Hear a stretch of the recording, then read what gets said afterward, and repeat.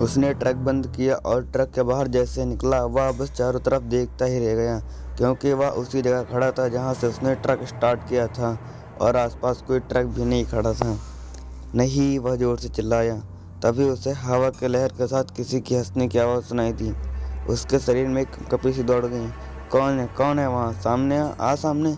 दर गुस्से के मारे वह जोर से चिल्लाया। उसके पैर खुद ब खुद जंगल की तरफ बढ़ गए। कौन है वह? Part 2 hotel wanted. लाश का नाम सुनकर राजू कुछ देर के लिए सन्न हो गया। वह बस कुछ देर तक अजय के सामने सवालिया नज़रों से देखता रहा। पूरे हॉल में एक अजीब सा सन्नाटा छा गया। बाहर से बस तेज हवाएं चलने की आवाज़ आ रही थी। आखिरकार राजीव ने उस सन्नाटे को तोड़ते हुए कहा, यह क्या हो रहा है? तुम इन सब मजदूरों ने तो कहा था कि लाश अब तक नहीं मिली है। कैसे मिली वह तुम्हें लाश? आप सत्या को तो ही जानते हैं, जो थोड़ी देर पहले मजदूरों के साथ आपस में बात कर रहा था। आखिरकार उसने कहना शुरू किया। अजय एक कमरे में कुर्सी पर बैठा था। उसके सामने बहुत सारे चार्ट्स पड़े थे और वह उन चार्ट्स को देख रहा था। तभी अचानक दरवाजे पर दस्तक हुई। कौन है? बाहर से आवाज़ आई। मैं हूँ साहब, सत्या। अजय ने जाकर दरवाज़ा खोला। सत्या अंदर आया और उसके चेहरे पर घबराहट दिखाई दे रही थी। उसका चेहरा पसीने से तरबतर था, जैसे वह भाग कर आया हो। उसे इस तरह देखकर अजय चौंक गया। अरे सत्या, क्या हुआ? तू इतना घबराया हुआ क्यों लग रहा है? साहब जल्दी मेरे साथ चलिए, वह हाँफते हुए बोला। पर बताओ तो सही, हुआ क्या है? साहब पता है, कल कालू गायब हो गया। क्या? अजय ने चौंकते हुए कहा। हाँ साहब, और भी बहुत सी अजीब घटनाएं हुई हैं। सब बड़े साहब के पास जाने का सोच रहे हैं। पर कल तक तो सब ठीक था। किसने बताया उन्हें? अजय ने पूछा। साहब, रघु ने सबको बताया है और उसके चेहरे का भी बुरा हाल है। पर यह सब कैसे हुआ? कालू मिला या नहीं? मिल गया है साहब, पर सत्या बस इतना बोलकर चुप हो गया। पर क्या? सत्या कहाँ है वो? जंगल में। सत्या ने यह आवाज़ इतने दिनों से कही, जिसे सुनकर अजय को समझ आ गया कि कुछ बहुत बड़ी गड़बड़ है और वह दोनों वहां से निकलकर जंगल की तरफ पड़ गए। दोनों जंगल के अंदर चले जा रहे थे। अजय ने चेहरे पर चिंता छाई हुई थी।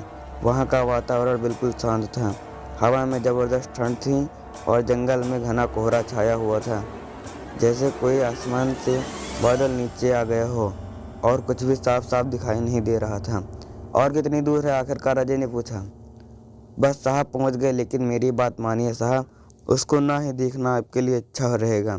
सत्या ने अजय की तरफ देखते हुए कहा। इसे सुनकर उसने सत्या को आगे चलते रहने का इशारा किया। 2 मिनट चले थे दोनों कि तभी सत्या चलते चलते रुक गया। उसके सामने इतना घना कोहरा था कि वहां पर सफ़ेद रोशनी के अलावा और कुछ नहीं दिखाई दे रहा था। पहुंच गए?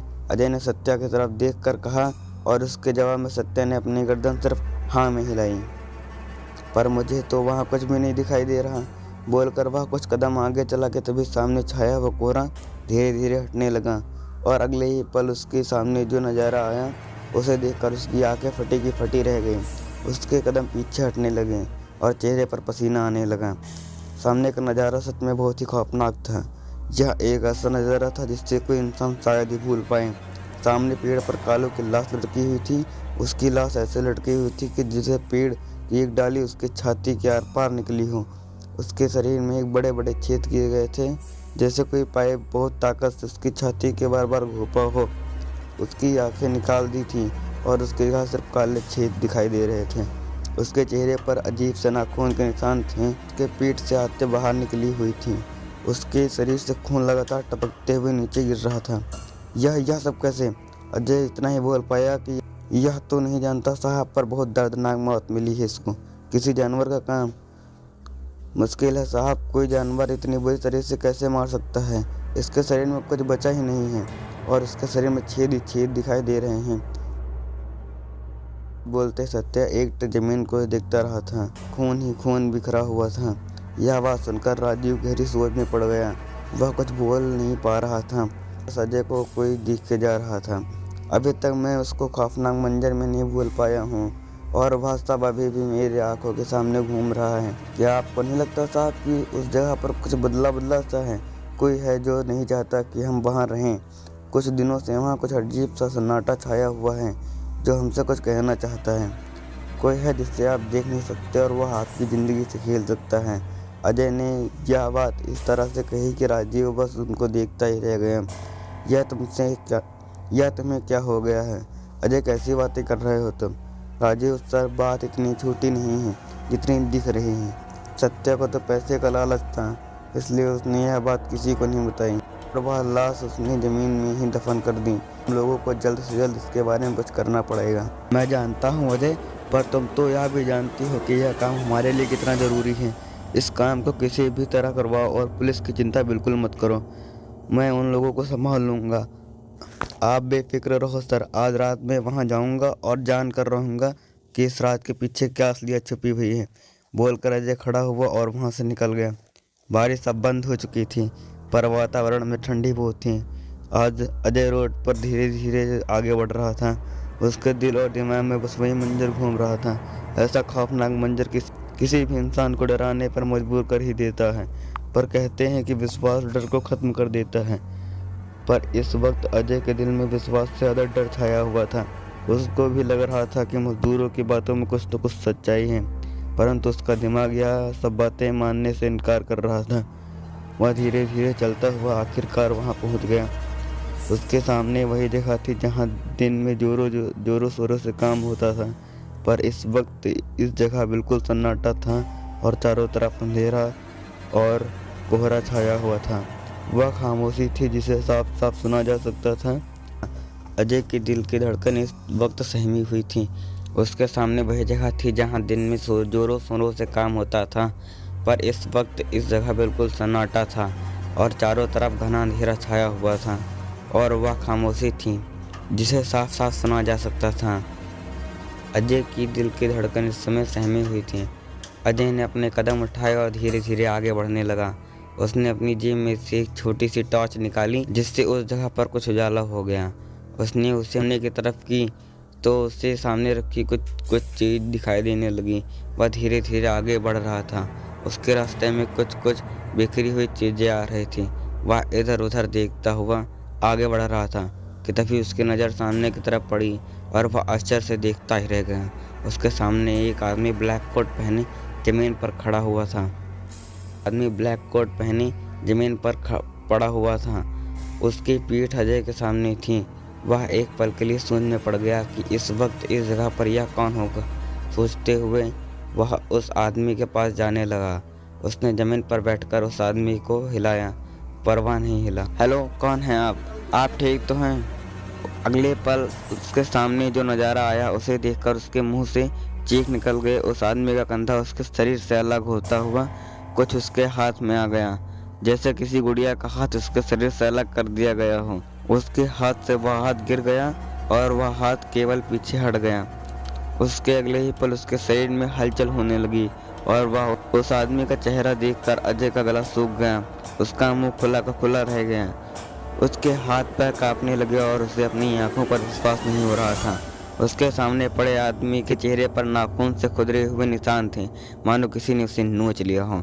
उसके मुंह से खून की बहती परत और मुंह के अंदर की हड्डियां साफ साफ दिखाई दे रही थी। उसकी आंखें बिल्कुल सफ़ेद थीं। पर सबसे ज़्यादा रूह हिला देने वाली बात यह थी कि वह शरीर किसी और का नहीं बल्कि वह खुद अजय का था।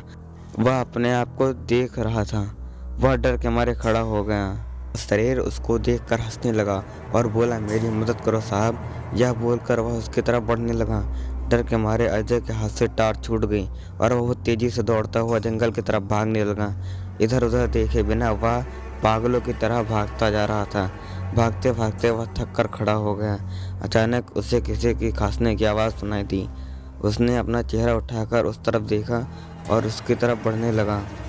थोड़ी दूर पर उसे एक आदमी पेड़ के बल बैठा हुआ नजर आया। वह आदमी अपना चेहरा नीचे झुकाकर बैठा हुआ था और वह दर्द की वजह से कराह रहा था। मदद करो प्लीज़, मेरी कोई मदद करो, बोलते वह कराह रहा था।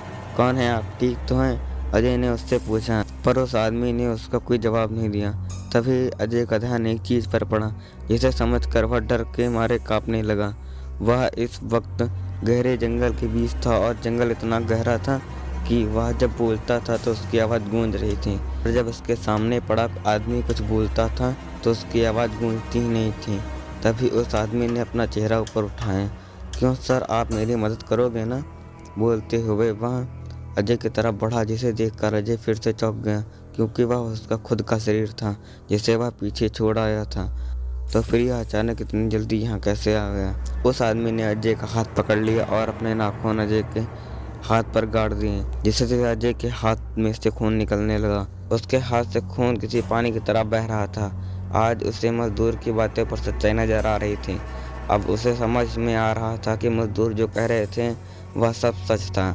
यहाँ पर कोई ऐसी चीज है जिसे लड़ना किसी के बस की बात नहीं। आखिरकार वह थक हार कर एक पेड़ के बल अपने हाथ रखकर खड़ा हो गया। मुझे यहाँ से जल्दी निकलना होगा, बोलते हुए उसने अपने शरीर की बची कुछ ताकत इकट्ठा की और खड़े होकर एक हाथ से दूसरे हाथ को पकड़कर चलने लगा। वह चलते चलते एक ट्रक के पास पहुंचा। उसने ट्रक स्टार्ट किया और तेजी से चलने लगा। आखिरकार ड्राइव करते करते जंगल के बाहर निकल गया। वह ट्रक चलाते हुए राजीव सर की कार के पास पहुंच गया। आखिरकार उसे एक बात की शांति हुई कि वह इस जगह से निकल पाया। उसने ट्रक बंद किया और ट्रक के बाहर जैसे ही निकला, वह बस चारों तरफ देखता ही रह गया, क्योंकि वह उसी जगह पर खड़ा था जहाँ से उसने ट्रक स्टार्ट किया था और आसपास उसे कोई ट्रक दिखाई नहीं दे रहा था। नहीं, वह जोर से चिल्लाया। तभी उसे हवा के लहर के साथ किसी के हंसने की आवाज़ सुनाई दी। उसके शरीर में एक कंपकपी सी दौड़ गई। कौन है? कौन है वहाँ? सामने आ सामने! दर्द और गुस्सा के मारे वह जोर से चिल्लाया। उसके पैर खुद ब खुद जंगल की तरफ बढ़ गए। गीली मिट्टी पर चल रहे जूतों की आवाज़ भी उसके शरीर में से डर की लहर पैदा कर रही थी। कौन है वहाँ? सामने आ तू जो भी है! बोलते हुए जंगल में चला जा रहा था कि तभी उसके कंधे में से किसी ने हाथ रखा। To be continued soon.